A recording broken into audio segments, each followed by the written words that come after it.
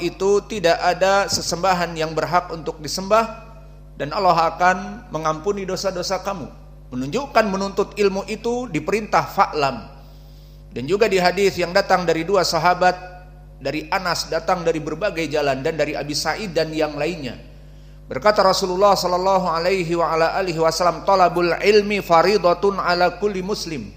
Menuntut ilmu agama itu wajib bagi seluruh kaum muslimin. Maka menuntut ilmu wajib, maknanya ibadah. Maka di saat dia itu ibadah, hanya diberikan kepada Allah.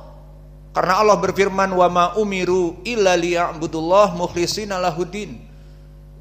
Maka tidaklah diperintah kecuali untuk melaksanakan peribadatan ikhlas untuk Allah. Wa'budullaha wa la tusyriku bihi syai'a. Dan beribadahlah kepada Allah, janganlah kalian menyekutukan niat ibadah tadi. Maka barang siapa yang ingin menuntut ilmu, maka dia itu tujuannya ibadah, hanya diberikan untuk Allah. Kemudian orang ini menuntut ilmu, tujuannya untuk apa?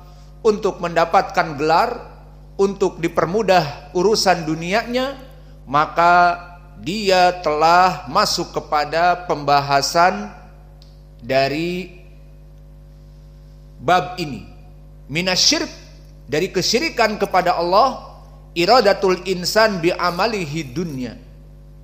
Maka beristidlal penulis dengan ayat yang mana di ayat disebutkan, "Man kana yuridul hayatad dunya wa zinataha nuwafi ilaihim a'malahum fiha."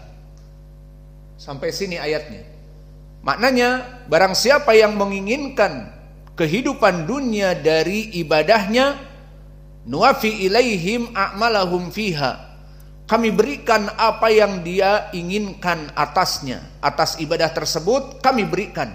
Wahum fiha la yubkhasun, dan kami memberikan dari apa-apa yang tidak mendolimi mereka. Ini wajah pendalilannya dari segi keinginan dunia di dalam beribadah menjadi landasan dasar dari ibadah, bukan untuk tujuan hanya kepada Allah, termasuk dari kesyirikan. Mana pendalilannya? Mangkana yuridul hayata dunya wa zinataha, yang seharusnya dia itu ibadah hanya untuk Allah mukhlishina lahuddin, sekarang yuridul hayata dunya. Ini poin pendalilannya, bahwa dia menginginkan kehidupan dunia dari menuntut ilmu tersebut. Maka di sini, di dalam ayat ini Allah menjawab dengan kami berikan dari apa yang mereka inginkan. Maknanya apa yang mereka angan-angankan kami berikan, dan kami tidak mendolimi dari apa yang mereka niatkan di dalam hatinya. Dan pada hakikatnya lebih baik disambung dengan ayat yang setelahnya, karena ayat yang setelahnya pun masih berhubungan dengan kesyirikan ini. Mana bukti kesyirikan? Allah murka kepada mereka dan mereka tidak diberikan pahala kecuali api neraka. Maka di ayat yang setelahnya, ulaikal ladina laisa lahum fil akhirati ilan nar wa habita ma sana'u fiha wa batilum ma kanu ya'malun. Maka di dalam ayat yang setelahnya disebutkan, maka mereka itu orang-orang yang menginginkan dunia dari ibadahnya, macam-macam, baik ibadah menuntut ilmu itu hanya misal, atau seseorang yang melaksanakan haji. Maka seperti di Indonesia, orang yang ingin melaksanakan haji seakan-akan dia mau pergi ke bulan, diarak, kemudian diagung-agungkan, dan bahkan ke bandara pun diusung oleh semua travel dan sebagainya.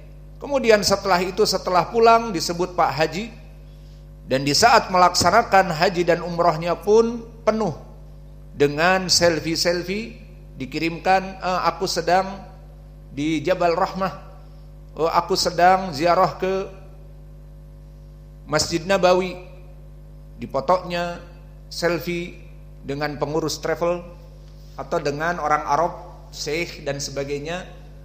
Alhasil tujuan yang dia inginkan syuhrah. Misalnya tujuannya agar disebut Pak Haji, ada tambahan di depannya Basuki, jadi Haji Basuki misalnya.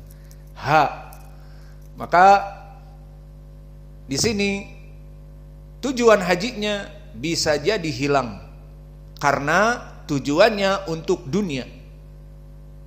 Dan begitu pun tadi orang yang belajar tujuannya untuk disebut asy-syekh, untuk dijadikan pemimpin pondok pesantren dan sebagainya, niat-niatnya seperti ini, maka di ayat ini disebutkan kami tidak mendolimi mereka, kami berikan apa yang mereka inginkan. Namun di hari akhirat bagaimana?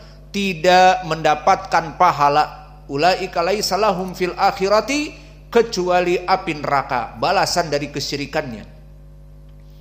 Lalu apa? Amal-amalnya kemana? Wahabito ma sana'u fiha.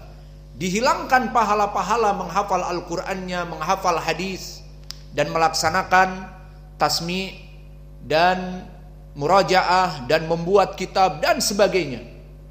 Maka semuanya itu haba'an mansura. Wa batilum makanu ya'malun.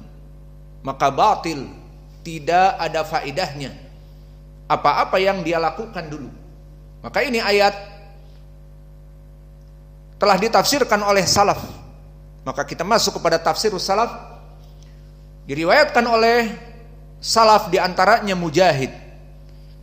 Maka berkata Mujahid, "Man kana yuridul hayata dunya wa zinataha mimman la yuqbal minhu jawazi bihi yu'ta thawabuhu fid dunya." Maka mereka orang-orang yang di hari akhirat tidak diberikan amal-amal ibadahnya. Kemana amal ibadahnya? Hilang. Di hari akhirat tidak ada satu ayat pun yang dia hafal dari pahala, menyetor kepada ustadznya satu ayat atau hadis seperti tadi, matan dan sebagainya dari Al-Quran dan Sunnah, tidak ada sama sekali.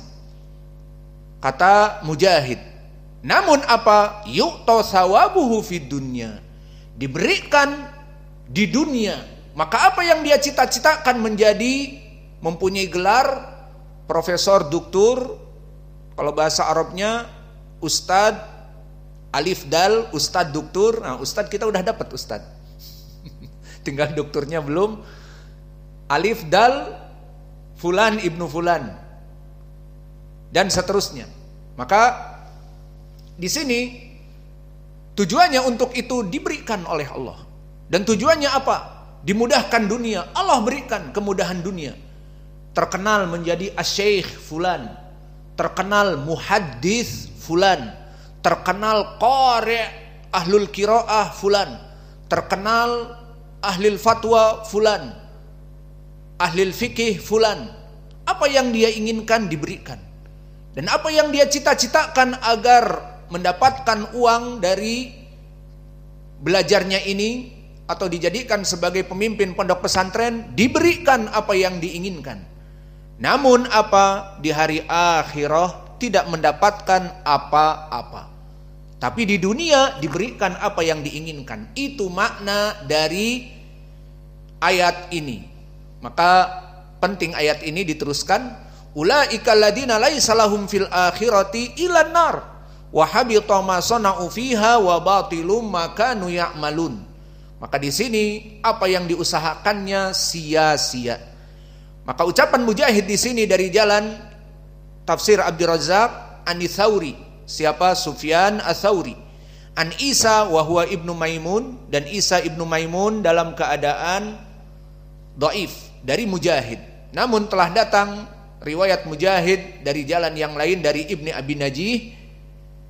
Abi Najih an Mujahid, dan Ibnu Abi Najih thiqah, meskipun tidak mendengar langsung tetapi dia mendengar dari Al-Qasim Ibnu Abi Bazah sehingga sanadnya sahih. Berkata Mujahid, man kana yuridul hayata dunya wa zinataha man amila amalan mimma amarallahu bihi min salatin aw sadaqatin la yuridu biha wajhallah a'tahu Allahu fi dunya thawaba dzalik mithlu ma anfaqa fadzalika qauluhu nuwafi ilaihim a'malahum fiha ay fid dunya wa hum fiha la yubkhasun ajrun ma amilu fiha ulaika alladziina laisa lahum fil akhirati ilan nar wa habita ma sana'u fiha.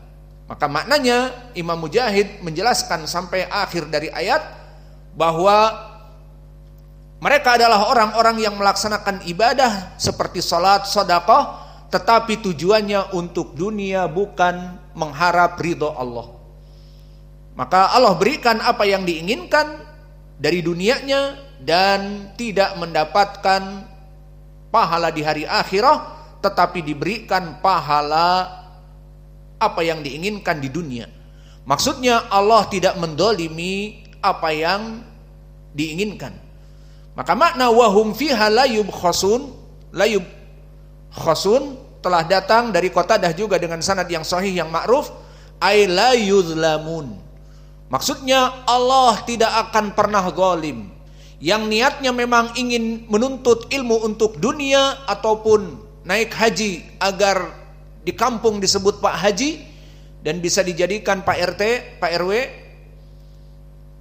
maka dia bisa jadi imam masjid juga mungkin, karena Pak Haji paling sedikit ketua DKM atau marbot lah paling sedikit. Maka apa yang dia inginkan Allah berikan. Hajinya itu 40 juta untuk tujuan menjadi dirinya orang yang masyhur menjadi Pak Haji, maka ibadah hajinya bisa jadi hilang dan yang ada gelar hajinya. Maka di sini dari Mujahid datang dari dua jalan, dari jalan Shibl an Ibni Abi Najih an Mujahid, maka Shibl dia adalah Ibnu Abbad, disikohkan oleh Ibnu Ma'in dan Abu Daud. Dari Ibnu Abi Najih ma'ruf rawi yang sikoh dari Mujahid.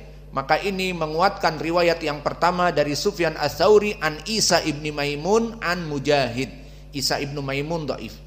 Dan telah datang dari tadi tafsir yang kami sebutkan dari Qatadah dari sanad yang masyhur Bishr ibnu Mu'ad an Yazid ibnu Zurai an Sa'id ibnu Abi Arubah dari Qatadah bahwa makna la yubkhasun ay la yuzlamun, bahwa mereka yang meniatkan untuk dunia Allah tidak akan mendoliminya. Ingin dunia, nih dunia diberikan. Ingin terkenal, nih diberikan dulu terkenal. Namun di saat di hari akhirah dia menginginkan pahala, Allah tidak memberikan pahala karena telah diberikan dulu di dunia apa yang dia inginkan. Dan begitu pun datang dari Sa'id ibnu Jubair, yang mana diriwayatkan oleh Imam At-Tabari dari jalan Ibnu Humaid, haddatsana Jarir an Mansur an Sa'id ibnu Jubair. Dan Sa'id ibnu Jubair sama derajatnya seperti Qatadah, murid dari Ibni Abbas. Apa kata Sa'id ibnu Jubair? Ucapan Allah, man kana yuridul hayata dunya wa zinataha nuwafi ilaihim a'malahum fiha qala wazna ma amilu min khairi u'tu fi dunya walaysa lahum fil akhirah ilan nar wa habita ma sana'u fiha hiya mithlul ayah alati fi surati Rum.